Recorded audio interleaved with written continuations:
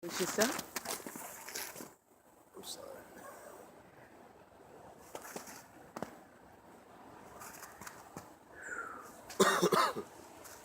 How you doing? My name is Two Clouds. The Ramapo Lenape Nation, Turtle Clan. You want to ask me something? Yeah, can you tell me a little bit about your clan? My clan, we're from Ringwood, New Jersey. Okay. Um, I wasn't born in Ringwood. My family was born in Ringwood. Okay. Um, from the Ringwood mines. The majority of my clan, they're dead now from cancers that was given to us for a long time, up until I believe about 30 years ago or so.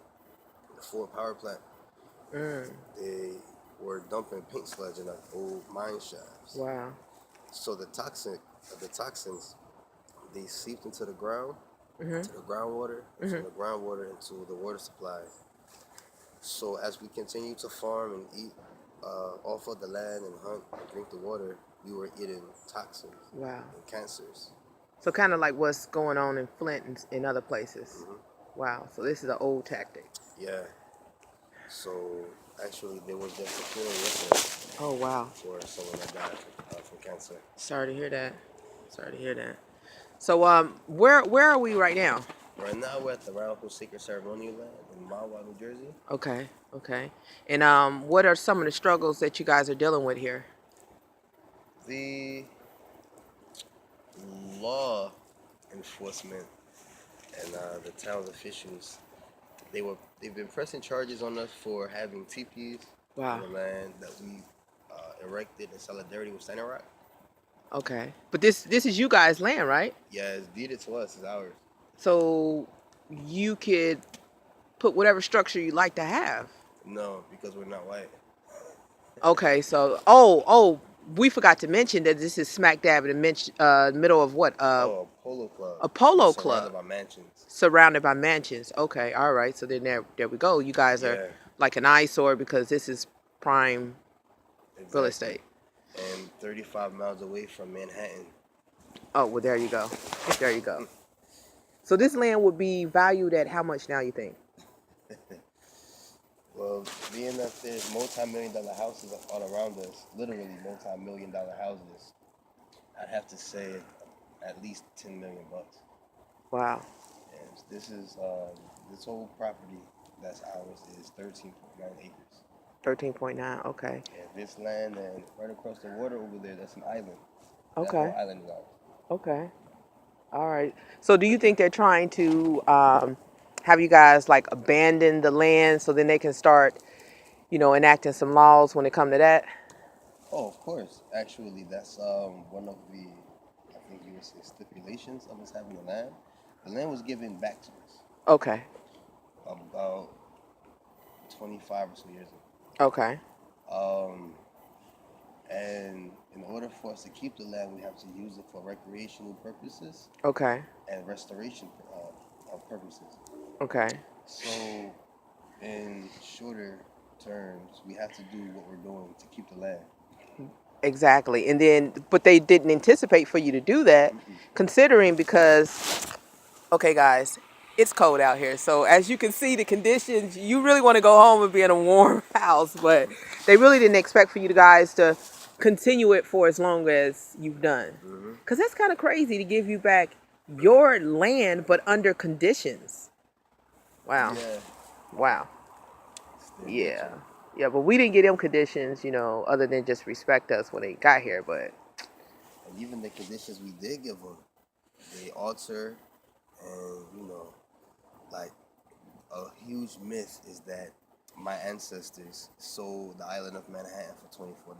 oh yeah, I read about that. I'm like, okay, no one's that stupid. Come hmm on now. And that's our territory. Manhattan is actually a Muncie word. It's a word in our language. Okay. Manhattan, it means the island with many hills.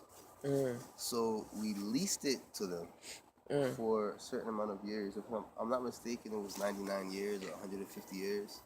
That yeah. was well over 150 years ago. Yeah. Well, I think that's really what they're on anyway. because they can't own the land.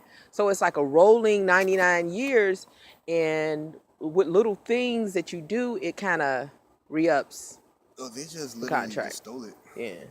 They just stole it. Wow. Outright. That's crazy. There's where I'm from in North. I'm from Newark, New Jersey, Yeah. and there's a hotel downtown Newark, the Robert Treat Hotel. When you go in there, there's a big mural of a few Lenape people and the Englishman, the one Robert Treat Hotel is named after, and it's the painting. It's supposed to depict when the Lenape sold North in that area to Robert Treat. For $24. But if you look at the actual history, Right. that's Right. not, even in like what they wrote down, that's not what happened at all. No, I found, what is it? I found some a document with what is it? I think in Jersey, one of the whoever does the tolls and stuff like that. I did some tracing back, and some land that they have that's valued at multiple millions. They have it recorded as they bought it for $1 in the 1930s. See, whenever they mark down it was $1, It's stolen land. yeah, No doubt. No doubt. Stolen and they have land. to put a price down. Yeah, That's what something happened for to this land right consideration. here. Yeah. With this land, from up there to where the college is, a few generations ago, about 3-4 generations ago, it belonged to one of the families. Okay. The families. And as the story goes, some hooded riders were coming down here. Hooded riders. Yeah. You know the nice white Oh, the ones? white. Oh, the white hooded riders. Yeah, yeah. Oh, to keep okay. them warm. Oh, okay, to keep them warm. Okay. Yeah. Or cool, rather, whenever we burn them. Or to hide their identity, but You know. That's neither here. That's neither here nor there. But they had white hoods, right? So they would be coming here and threatening Mr. DeGroat with the DeGroat family. This was a farm actually, and they would come and threaten him. Wow. And he wouldn't do it. So one night, nobody knows exactly what happened, but he left. He took his family and they went upstate New York. Wow. Right over the border. Wow. And there's a deed of the land that says it was sold for $1. That's a tactic. Yeah, that's a tactic that's used nowadays, the whole fear thing. So what do you think about the awakening of our people who have been mislabeled, mulatto, colored, some of us white, Negro, black, and now African American? Like, do they look at you and be like, oh, this is a black guy? Yeah. Yeah, that or Dominican. Oh, yeah, yeah. Yeah. But honestly, I think it's about time that people are waking up. Right. Because honestly, how can you truly embrace an identity that the one who took your identity gives you? Gave you. Exactly. And changes at will. At will. But then officially says, you chose that. Exactly. Now, do you happen to know what we were called before we were called this construct called Indian? We were called, in English, you just say human. Okay. But in the different languages, it would be different things. So. And we will call ourselves by what we were around, like the people known as Mohawk. Yeah. Mohawk isn't their real name. They have no M in their language. Okay. So they call themselves Danagahada, which means the people of the flint. Okay. That makes sense. That makes sense. Lenape means people. Right. You know, it means Lene Lenape means the original people, the original man. Okay. And that goes for every single tribe in North America. Yeah, yeah. That makes sense. It should go to who you are in your environment. Yeah, yeah. The history of the term Indian, they teach in school. Christopher Columbus was. I hope you have time because. No, I got time. I got time. I'm looking around like, you know what? There go a cheer. Let me dust it. Hold up, yeah. Yeah, I got time. No, we came out here to get this information because some of us can't travel, right? Because we on a plantation somewhere. handling business. So for those of us who can travel, we need to go and get that information and bring it back to everybody else. Okay. Now, they say in history books that Christopher Columbus sailed out in 1492 looking for India for spices. Mhm. Now, the truth is, and this isn't just a conspiracy thing, and I'll Right. give actual references here. In 1492, there was not a country known as India. It was known as Hinduistan. Right.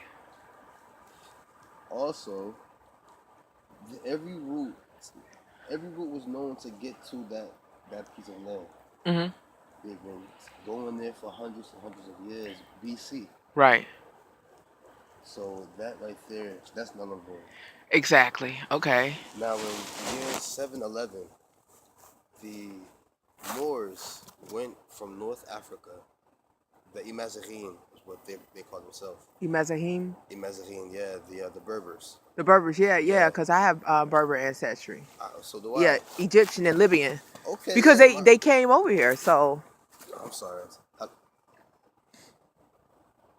Hello? Oh, yeah. Hola. Mira, can you call you right back, please? I'm doing an interview. You okay? Do you think it stopped snowing? You think you'd be able to take me to get my these stitches?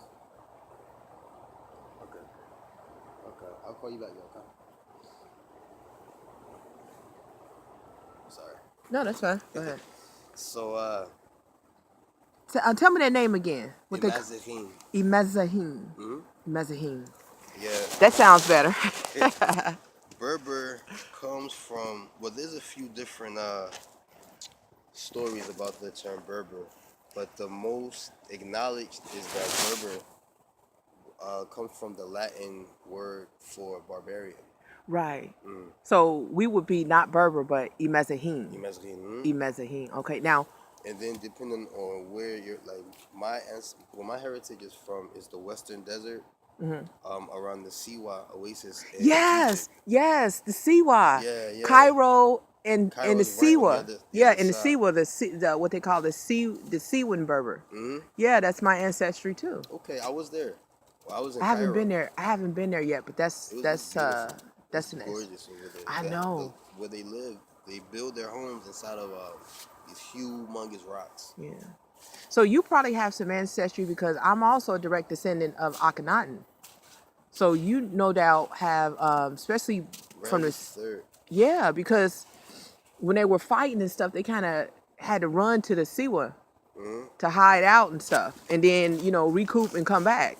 Yeah. Now, what do you think about the claims that some of the Moorish community is, which, by the way, a lot of them don't know, they can't tell you anything about Berber ancestry, right? Or at what is Imazighin. Imazahim ancestry. What do you think about their claims of saying that they were the first ones here?